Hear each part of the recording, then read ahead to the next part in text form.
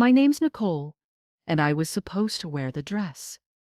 Not just any dress, my wedding dress, the one I picked out after months of searching, the one I paid for with my own savings, the one that made me feel like the version of myself I'd always dreamed I'd be on my wedding day. Elegant, timeless, confident. For once in my life, the attention would be on me, not my sister, not my mom's opinion, not anyone else. It was supposed to be mine. Until I came back from a 4-day work trip and found out they'd given it to my sister, without asking, without warning, like it was a leftover casserole. But let me back up. Growing up, I was the easy one. That's what my mom always called me. Nicole just doesn't need much, she'd say, patting my shoulder at family gatherings. She's independent, doesn't need hand-holding. It always sounded like a compliment. Until I got older and realized it was just her way of saying she won't complain when we give everything to her sister. My younger sister, Ashley, was the sparkle. Pageants, spotlight, center of every photo sparkle. Ashley cried. The world stopped. I cried. I was too emotional and making things harder for everyone. When I got engaged to Liam, I thought maybe, just maybe, things would be different. Mom cried when I showed her the ring.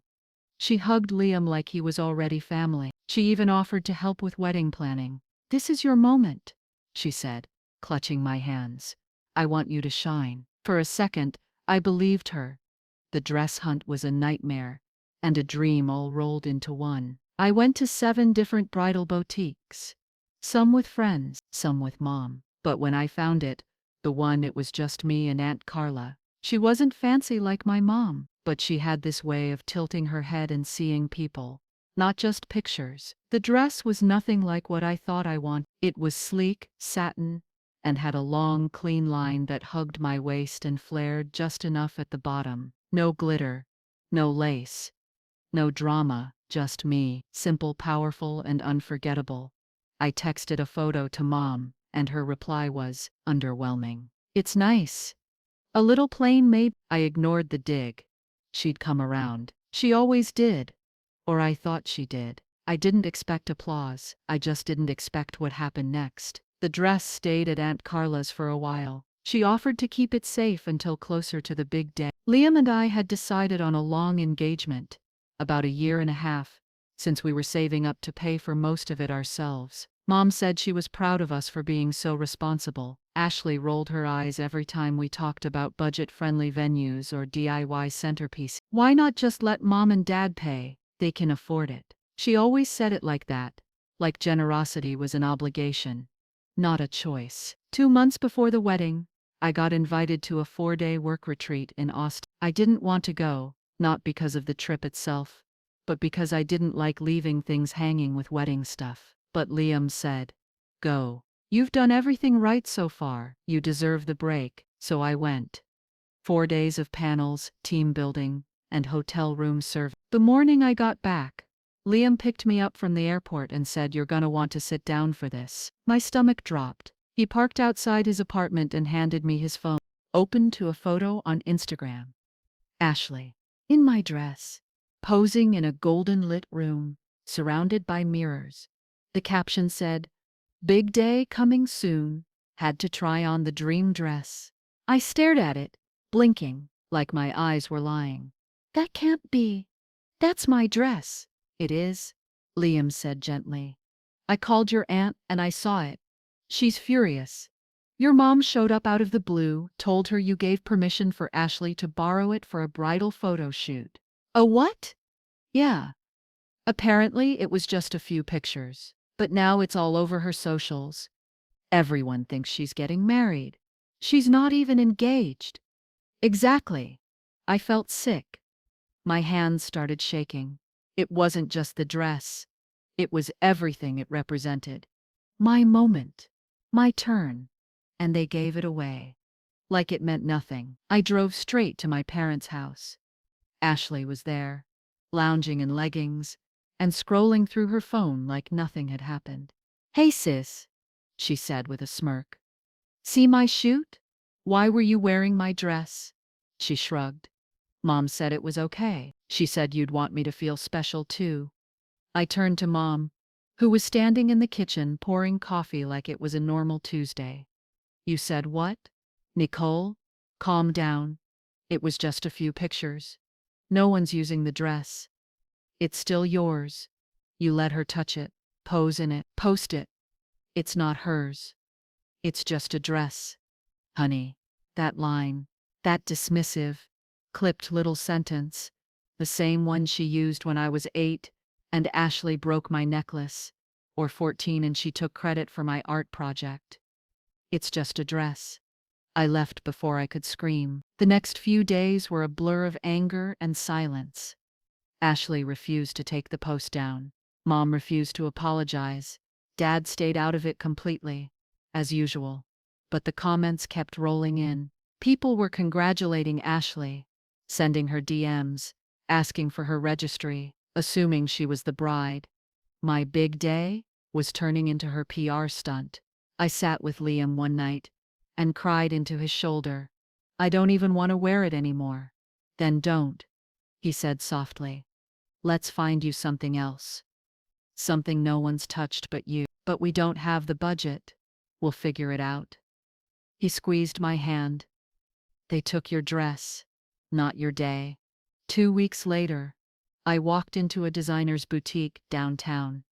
A friend of Maya's, who specialized in one-of-a-kind pieces. I didn't think I could afford anything.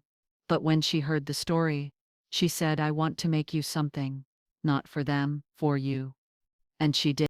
But we'll get to that part later. All you need to know right now is this. They thought they'd humiliated me. They thought I'd stay quiet. They had no idea what I was about to walk down the aisle wearing. And when the pictures went public, it wasn't Ashley's name that people remembered. For the first time in a long time, I didn't want to talk to my mom. Not out of anger, not out of defiance, but because I didn't think anything she could say would make a difference. And that's when I realized I was finally done trying to explain why I deserved to be respected. I didn't need a debate. I needed distance. Ashley kept posting pictures. More angles of my dress, behind-the-scenes clips of her getting zipped up. Even a slow-motion shot of her walking toward a mirror with some dramatic music overlay. And the caption? Manifesting? She never mentioned me, not once. People were DMing me like, OMG, I didn't know your sister was getting married too. Or worse, wait, is Ashley stealing your thunder? Like this was a joke. It wasn't. It was theft. And it was intentional. Aunt Carla called me 2 days later, her voice sharp with rage. I should have never let your mom through the door. It's not your fault, I said. She lied to you. She always lies. I should have known better. She walked in smiling, said you approved everything, and even brought Ashley with her. I thought it was a sister thing. I was quiet. Nicole, if you want to press charges for damage, I'll back you. I know the dress was altered. I blinked. Altered? Didn't you notice? She had it tailored for her shape. They took it to someone behind your back. I found the invoice stuffed in the garment bag. My jaw dropped. They cut my dress? They did. It's no longer yours. Not really. I had to sit down. Suddenly, it wasn't just disrespect. It was destruction. Ashley had reshaped my moment to fit herself. Literally. I didn't answer Mom's texts for a week. She tried calling too. Voicemails like, can we just talk about this calmly? You're overreacting, Nicole. It's not worth ruining our relationship over a dress. But it wasn't just the dress. It was the years of you're strong enough to handle it while Ashley was coddled for tantrum. It was the holidays spent watching her open extra gifts because she's sensitive.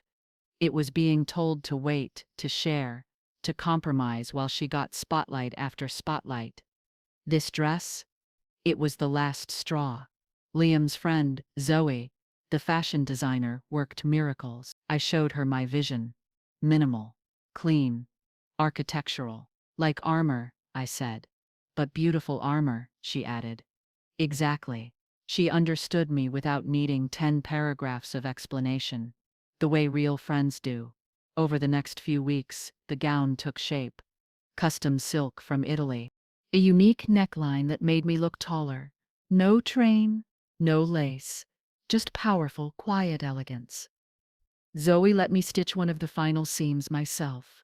So it always has a piece of you in it, she said, even if no one else sees it, especially then.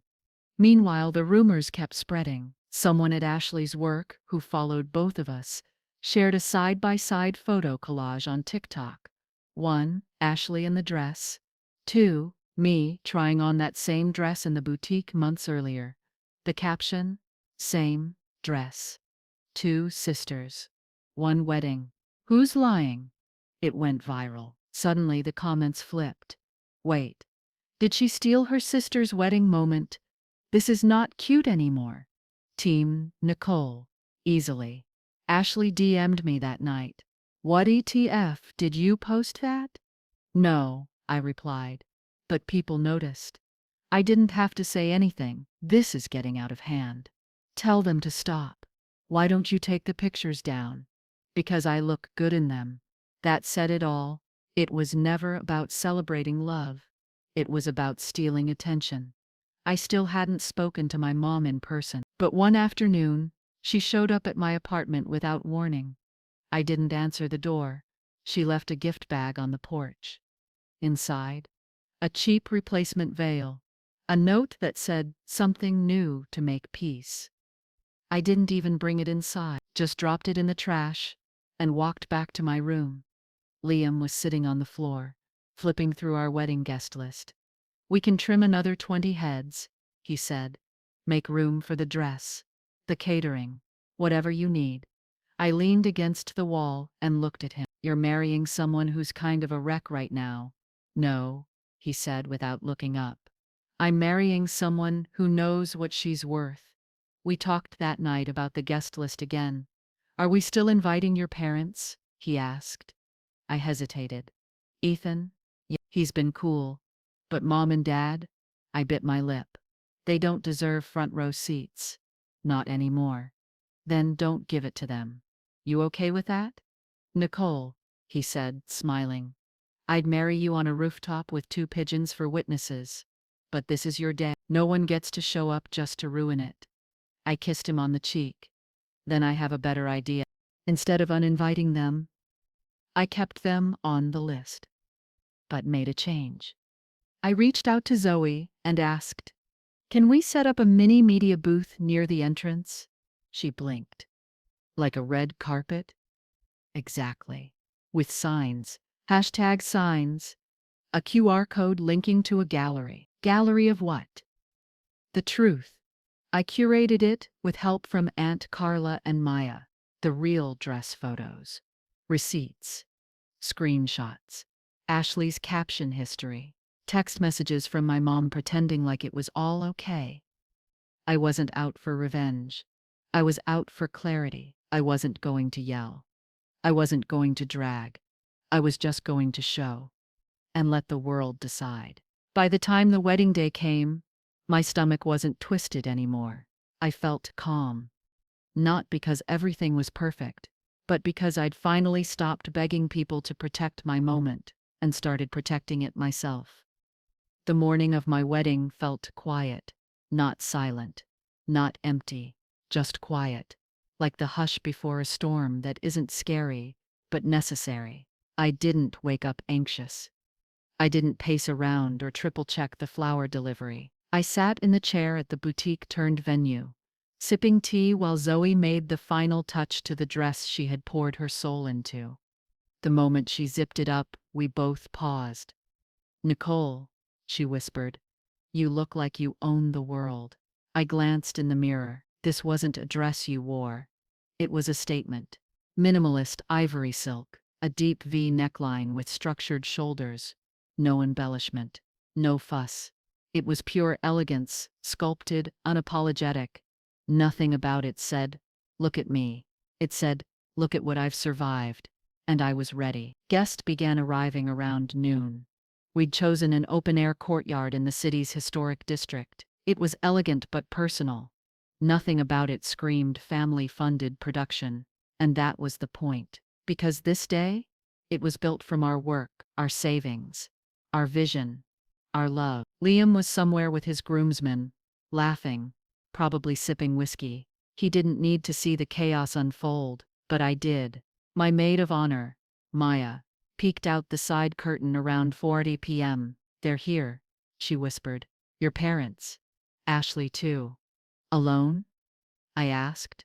"Nope." Ashley brought Brandon, her new boyfriend. "Like this is some kind of red carpet." I rolled my eyes. Let her watch me from the back row. "Oh honey," Maya grinned. "You think she's making it that far?" I raised an eyebrow. "We launched the QR code 10 minutes ago." "Already?" "Yup. Every guest walking in sees the digital wedding gallery. It's beautiful, brutal, truthful." I grinned, nerves sparking behind my teeth. "And if she asks who posted it, it links to a generic Dropbox folder titled, 'You said it was just a dress.'" By the time the ceremony started, a few whispers had turned into open stares. I could see guests turning in their seats. Phones were discreetly swiped out of handbags. Even the photographer looked confused. Ashley, dressed in an aggressively sparkly pale pink gown, stood off to the side near my mother, who was whispering furiously into her ear.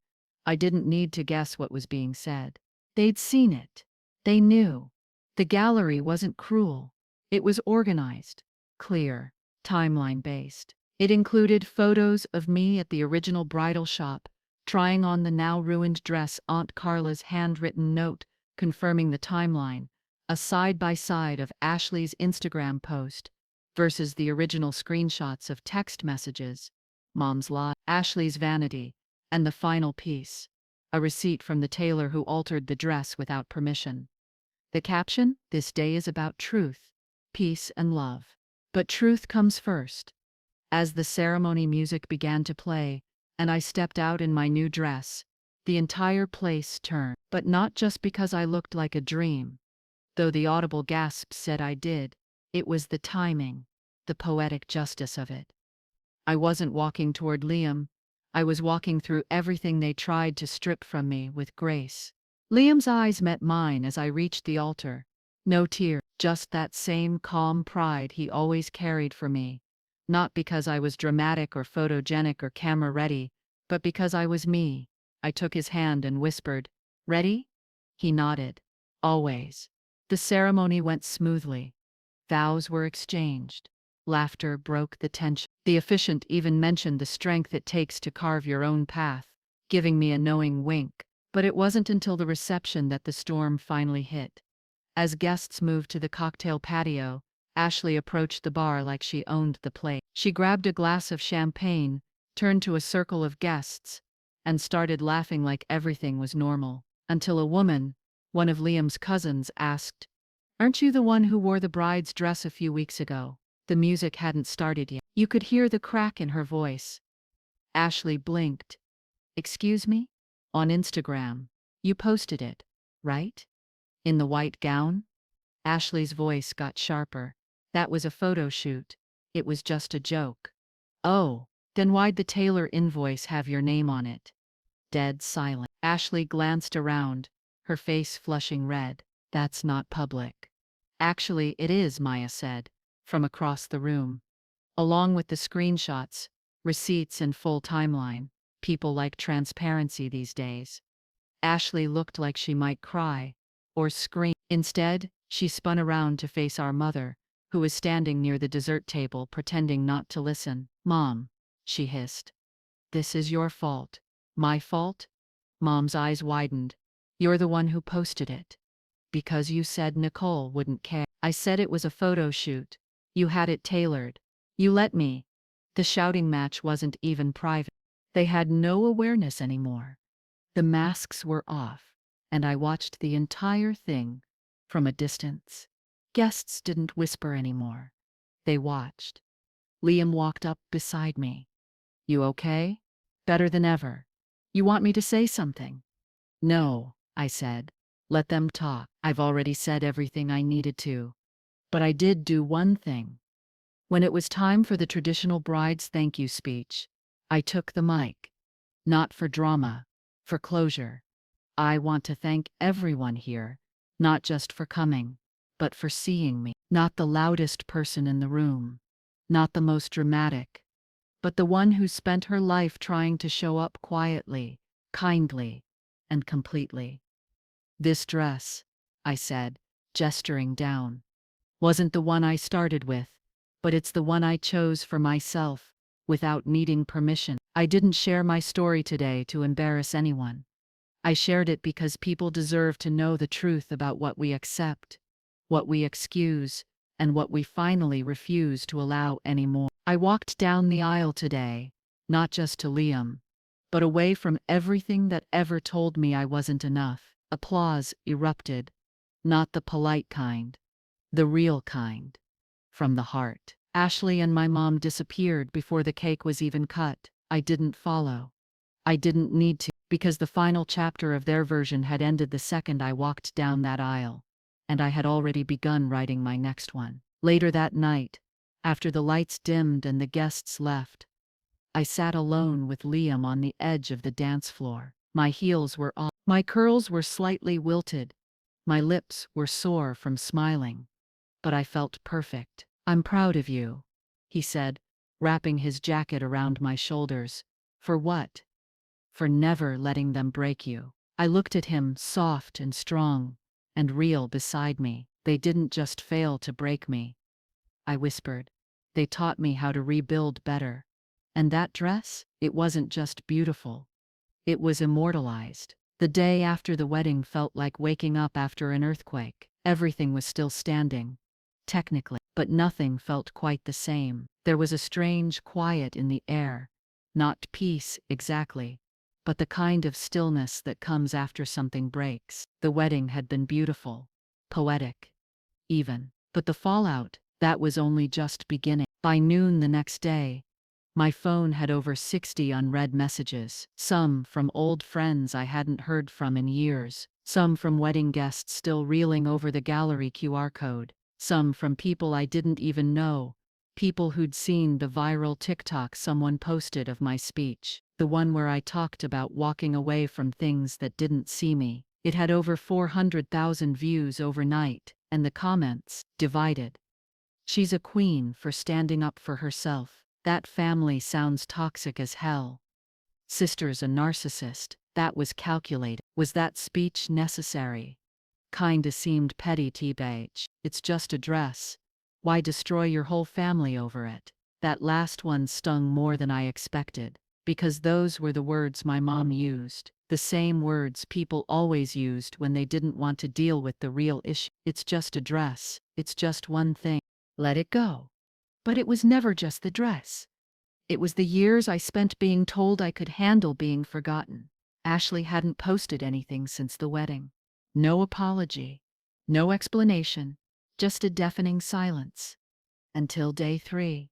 That's when her Instagram story dropped. A shaky video of her crying on her couch. Mascara running. Soft piano music in the background. A caption that said, "I'm not perfect, but I didn't deserve this level of hate."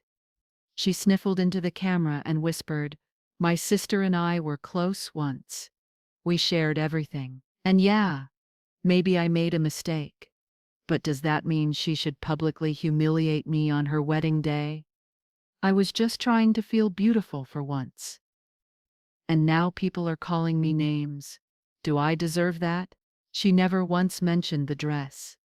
Never once admitted what she'd done, but the message was clear. I'm the victim now. By the next morning, the tide of public opinion started shifting again. A few influencers shared her post.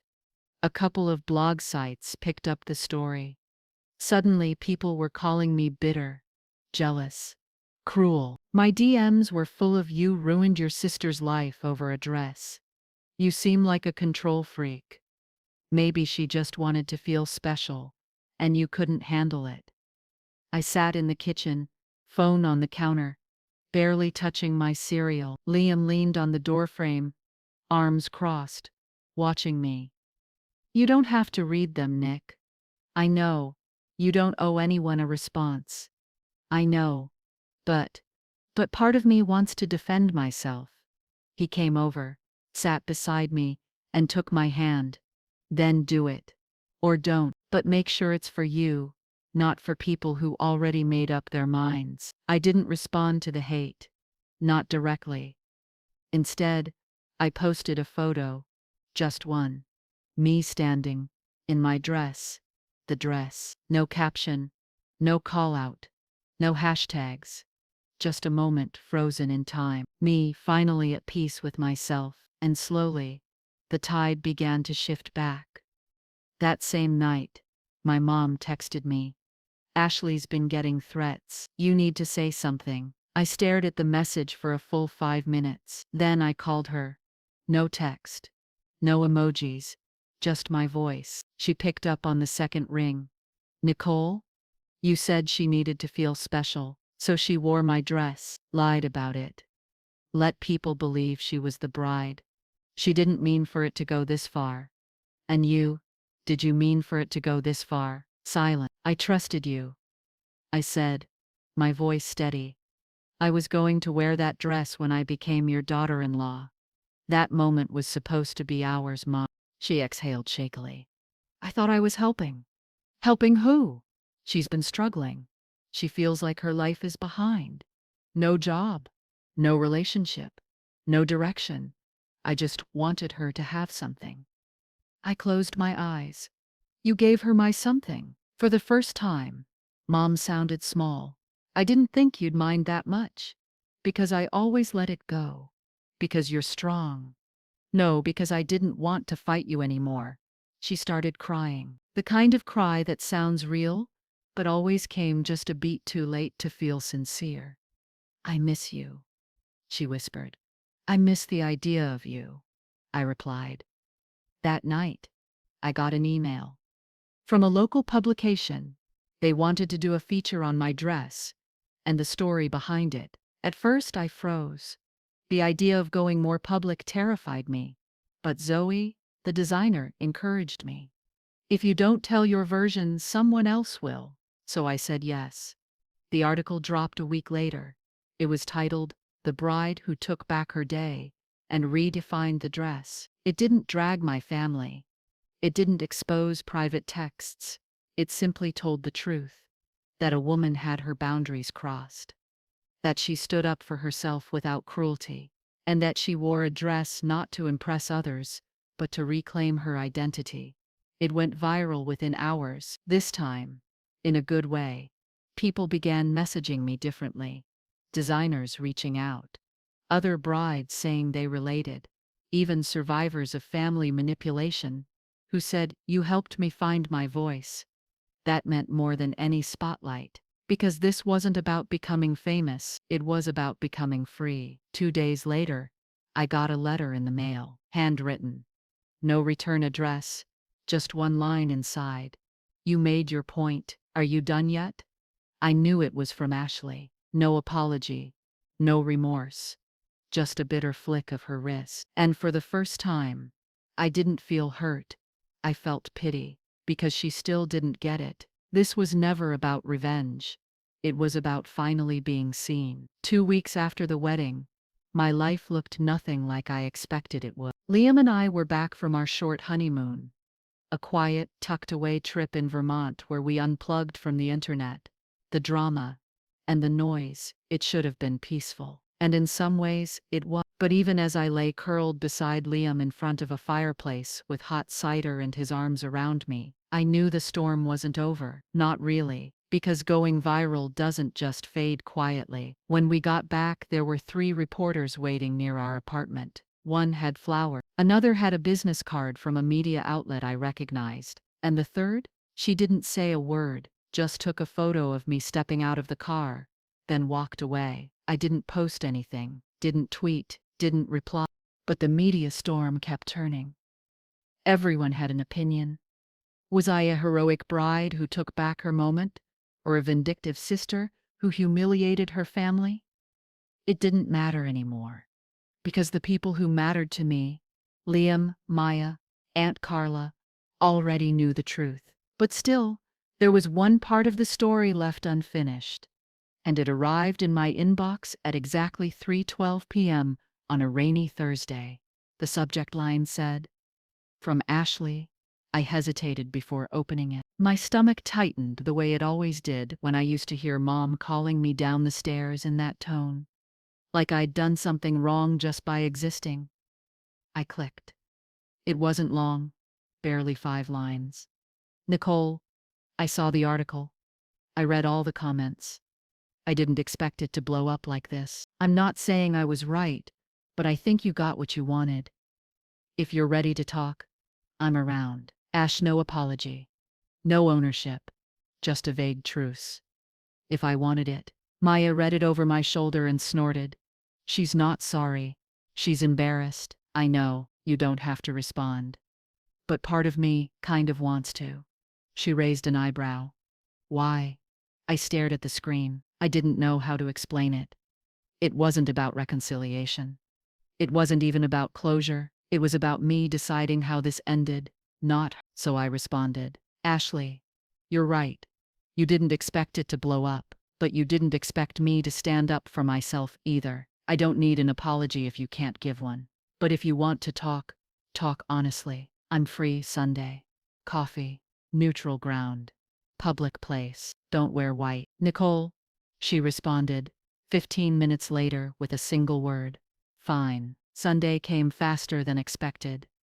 I picked a coffee shop downtown. Quiet, airy, no press in sight. Ashley showed up 5 minutes late, in a beige sweater and sunglasses like she expected paparazzi. I didn't stand when she walked in.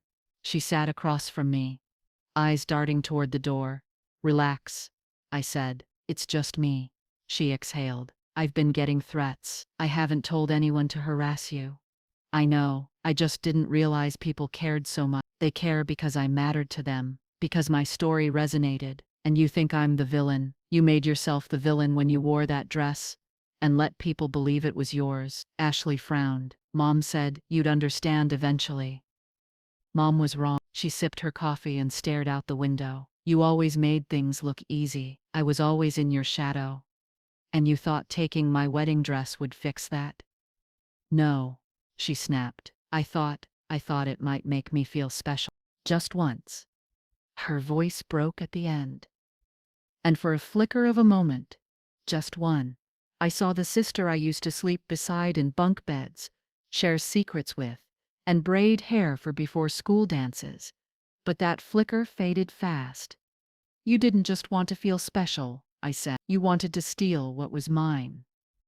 Ashley said nothing, just stared into her drink.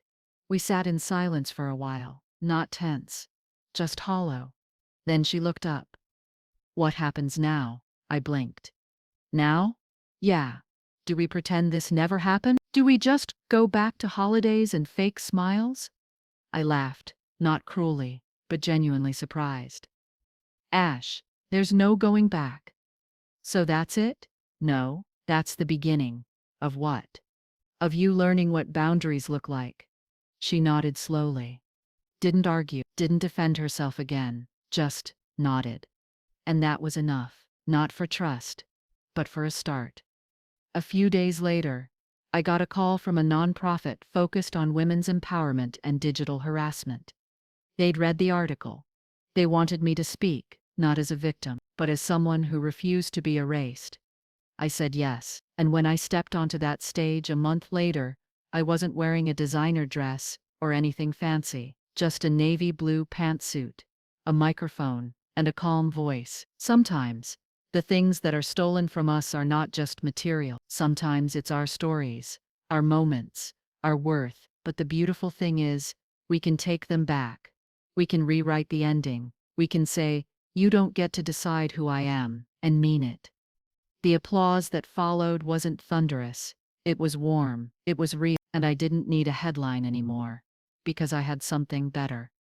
I had myself. A week after the nonprofit speech, just when I thought the dust was finally settling, I got a letter. Not an email, not a text. A real letter. Handwritten, in cursive, in that familiar slanted style I'd seen on school permission slips and birthday cards when I was a kid. It was from my mom. No return address, just a cream envelope with my name on it. No, to my daughter, or with love, just Nicole. That alone told me everything I needed to know. I sat at the kitchen table, the city's golden dusk pouring through the windows, casting long shadows across the wood. Liam was out meeting a client. The apartment was quiet, too quiet. I stared at the envelope. It felt heavier than it should, like the paper knew what was inside. Finally, I opened it. The first line stopped my breath. "You've told your version of the story. Now let me tell mine." It wasn't a letter, not really. It was a defense, a justification, 4 pages long. My mom wrote about how difficult I'd always been as a child, how Ashley was the softer one, how she never meant to hurt me, and how I blew everything out of proportion. She even called my wedding speech a public humiliation stunt. She said she'd spent years trying to keep the peace, and that I had always been too emotional and too proud to forgive. I read the whole thing, twice. Then I got to the last paragraph, and that's where the real twist came. "And if we're being completely honest, Nicole, that dress wasn't even fully yours. I used your grandmother's inheritance to help pay for it, and you knew that. You wore it knowing you hadn't paid for all of it. Ashley deserved something too." I dropped the letter. My chest went tight. What did she mean? The original wedding dress cost nearly two. I'd worked extra shifts to pay for most of it, but there had been a $500 gift from Mom to help finish the deposit. She'd insisted. Now I knew it hadn't been her money. It had been my inheritance. My grandmother, my mom's mother, had passed away when I was 16. She left me and Ashley a small inheritance each. Nothing huge, but it was supposed to be held in trust until we turned 21. Mine was around $6,000. Ashley's was about the same. I used mine for college books, groceries, rent. At least, I thought I did. Now I wasn't so sure. That night, I called Aunt Carla. She was the executor of the trust after Grandma died. When I told her about the letter, she was silent for a moment. Then she said something I didn't expect. "Honey, your mom had full access to both accounts. I didn't find out until after. I assumed you had used yours. But she moved the money." "Moved it?" "Into her account. Right before your 18th birthday. I only saw the bank printouts later." I was furious. "But your mother, she said you agreed. Said you didn't want to manage it, that it was to help with family expenses." I felt like someone had punched me in the gut. I hadn't agreed to anything. The wedding dress wasn't the only theft, it was just the most visible one. My mother had stolen my trust fund, lied about it, used part of it to pay for the dress, then gave that dress to Ashley, and told me I was too proud. Liam found me sitting on the kitchen floor when he got home. The letter was spread open on the table. He knelt beside me. "What happened?" I handed him the last page. He read it quietly, then looked up. "We can take legal action. It was years ago. Still, we can make noise. File a report. Get it on record." I didn't respond, because deep down, I wasn't thinking about lawsuits or revenge. I was thinking about all the times I blamed myself for overreacting, for being too sensitive, for walking away. And now, finally, I had proof that I wasn't crazy. I was right to leave. The next day, I posted one final statement. It was simple. Just a photo of my grandmother holding me as a baby.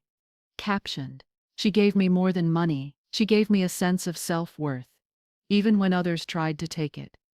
I didn't fight back because of a dress. I fought because I'm done pretending I'm okay with being stolen from. No hashtags, no names, but everyone knew what it meant. And that was enough. Ashley didn't comment, but she texted me later that night. She stole from me too. I checked. "Are you okay?" I replied. "No, but I'm getting there." Same. It wasn't reconciliation, but it was the first honest exchange we'd had in years. The last thing I did, I donated my new wedding dress, not because I didn't love it, but because someone else needed it more than I did. Because now I had something better than silk and lace and perfect photos. I had a voice, and no one, not even family, was going to take that from me again. The week after I donated my wedding dress, I received an invitation I didn't expect. An editor from a major national magazine emailed me. They wanted to feature my story, not as clickbait, not as family drama, but as part of a new series called Women Who Reclaimed Their Voice. At first, I wasn't sure I wanted it. I had said my piece. The internet had heard it. My family had heard it. I didn't know if I had the energy to rehash it all over again. But Liam sat beside me, scrolled through the email, and said softly, "You always said you wanted to be heard. This is the world saying they're listening." So, I said yes. They flew me out to New York for the interview. I met the writer in a quiet, wood-paneled office. Her name was Elena, and she had a soft, steady voice that made it easy to open up. I told her everything.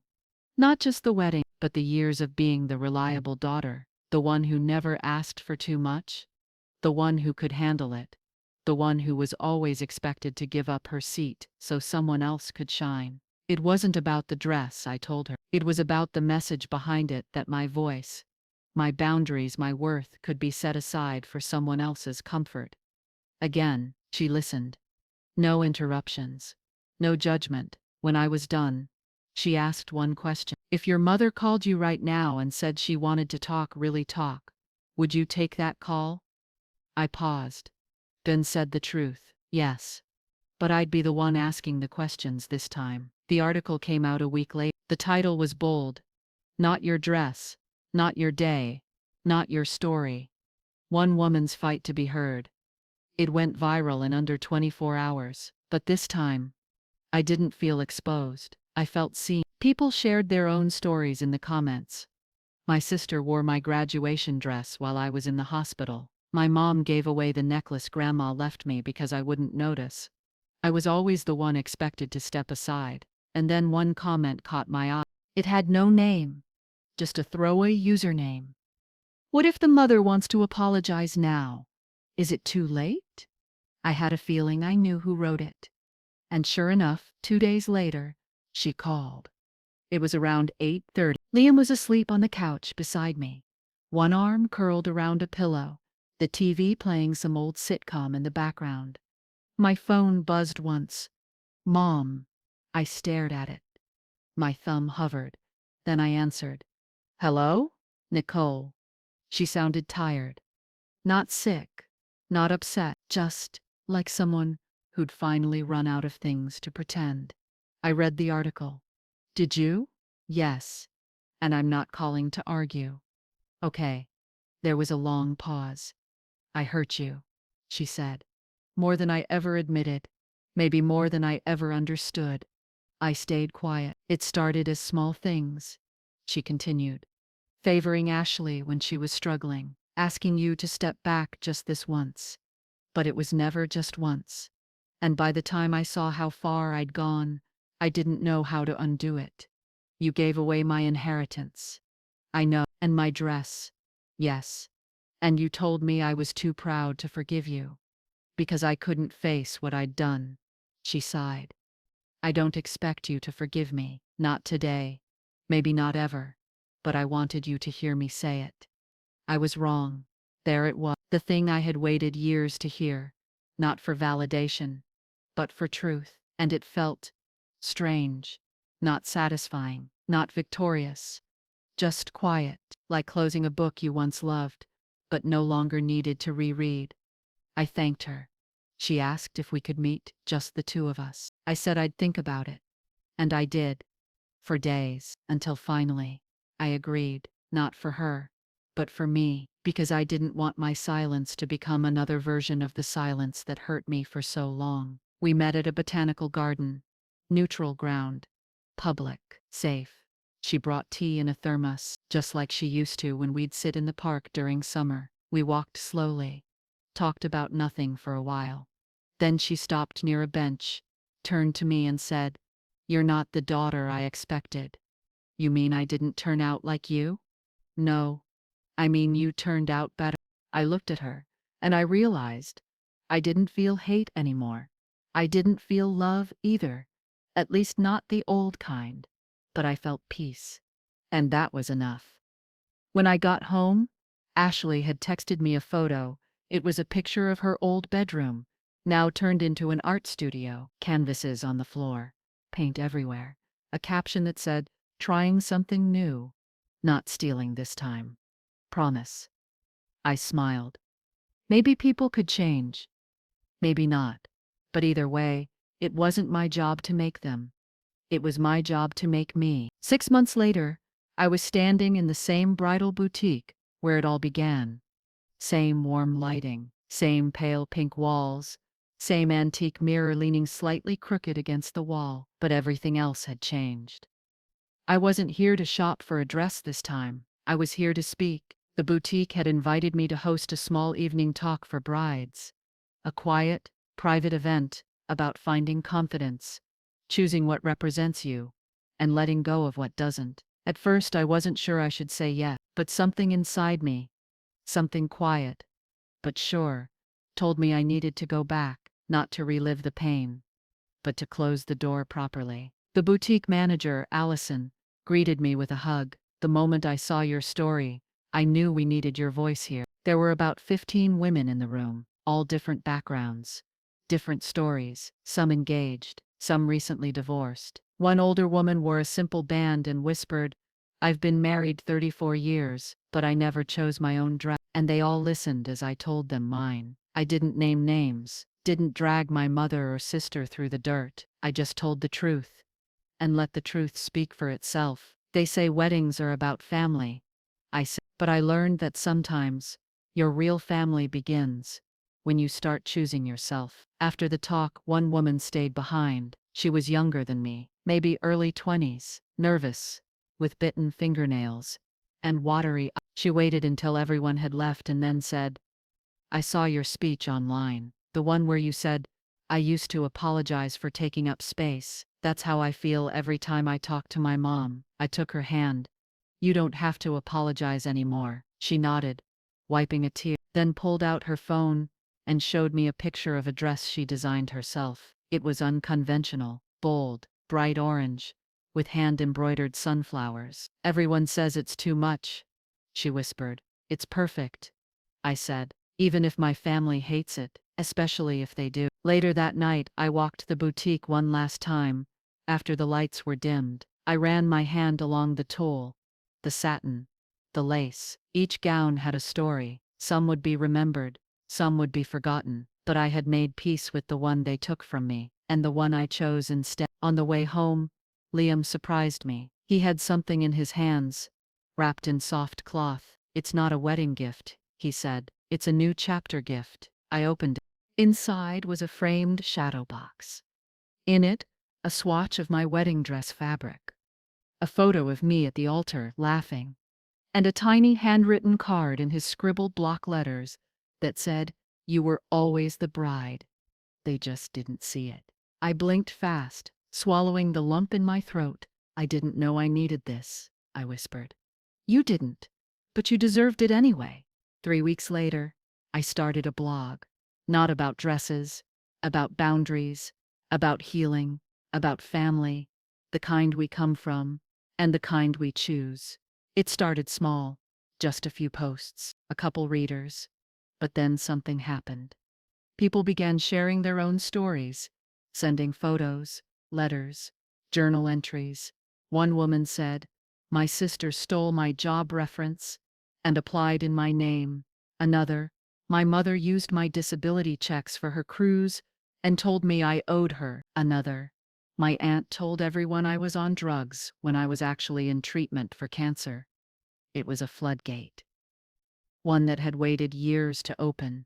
And suddenly, my small blog wasn't so small anymore. It became a community. We called it The Other Side of the Story, a place for people to speak, to unlearn shame, to take back what was taken, not with violence or vengeance, but with truth. The last twist?